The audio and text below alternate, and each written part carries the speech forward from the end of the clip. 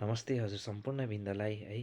फुल झरे पनि काँडा झर्दैन, म मरे पनि मेरो नाम नमरोस् भन्दै म एउटा सानो तपाईँहरूको माझमा उपस्थित गरिरहेको छु यो भिडियो है।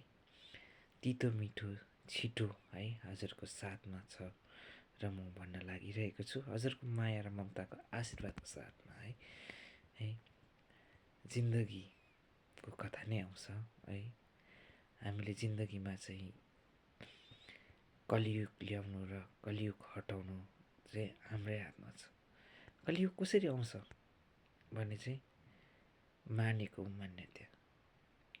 पहिल्यैदेखि परम्परादेखि मानेको कुराहरूलाई मान्नु चाहिँ के हुन्छ के गर्छ त्यो भनाइपट्टि हामी लागिन्छ। त्यो भनाइपट्टि लागेपछि हो नयाँ नयाँ सोचपट्टि हामी त लाग्नु त नयाँ कामहरू पनि गर्नुपर्छ। तर अब न्याय पनि पाउँदैन एकमा।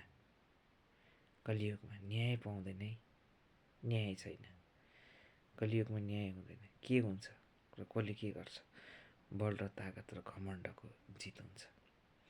कलियुग भनेको चाहिँ यस्तो हुन्छ, कसले के गर्छ बल तागत हुन्छ उहाँहरूकोमा र घमण्ड हुन्छ।